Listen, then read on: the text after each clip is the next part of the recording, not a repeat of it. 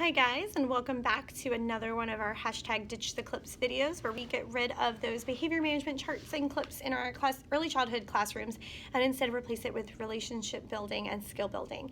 So today we're going to continue on with those 101s. Remember, if you'd like a comprehensive list of all 101 positive discipline principles, you can check out the Old Dominion University website at ou.edu and type in the 101s in the search bar. So today I wanted to talk about the incompatible alternative principle.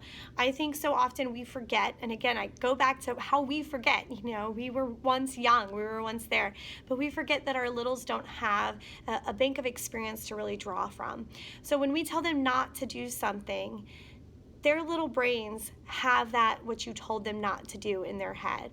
So when you're saying don't run, their brain is kind of stuck on that run. They don't have something else to move it to. Okay, that's where we come in, to scaffold that, to give them that bank of experience, that bank of knowledge.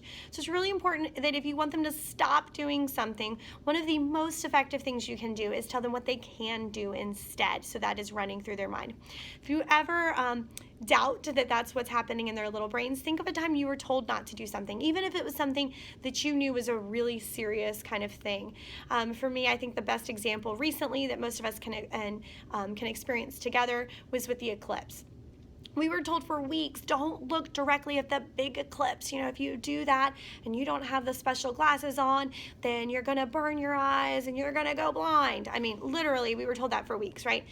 And I happened to be leaving a teacher training with a group of teachers, and as we walked outside, every one of us wanted desperately to look at the sun. And of course, we didn't have any of those rare eclipse glasses that seemed to be so hard to find as the eclipse neared.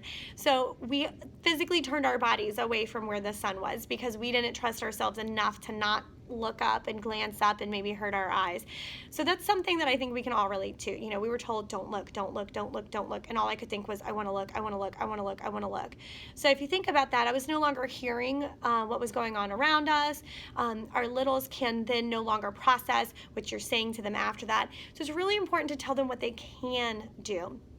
So instead of saying things like don't run, I like to try to change it up thematically if you can. When I had our littles, I would try and give them something they could do instead of running.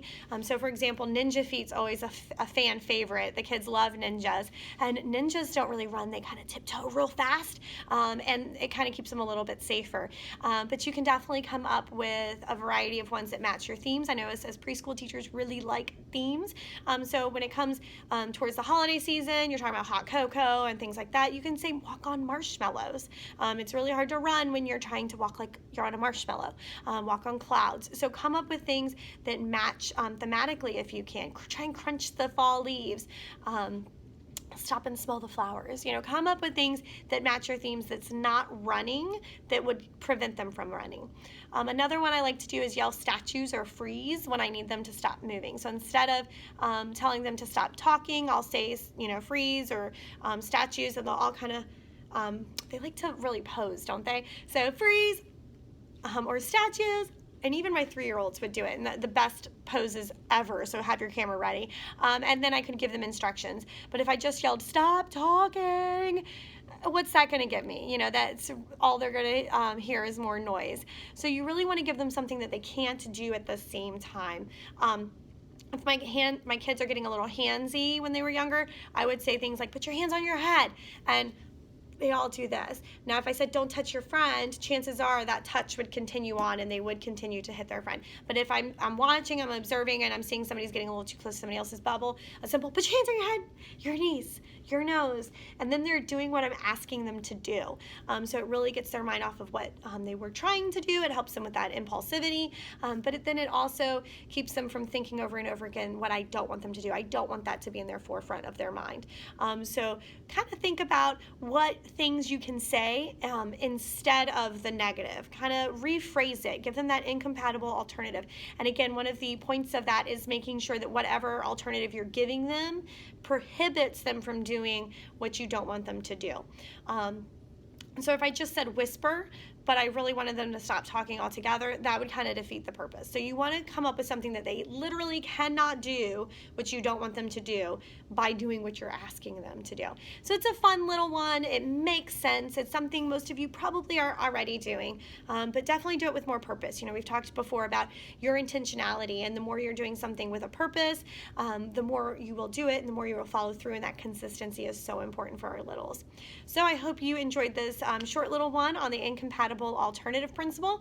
Definitely let me know how everything's going. You can find me on Instagram, Twitter, YouTube, and Facebook. Shoot me a message on any of those platforms. I love to hear from you guys, and definitely want to build that community amongst ourselves, not just within our own classrooms. So thank you and have a wonderful day.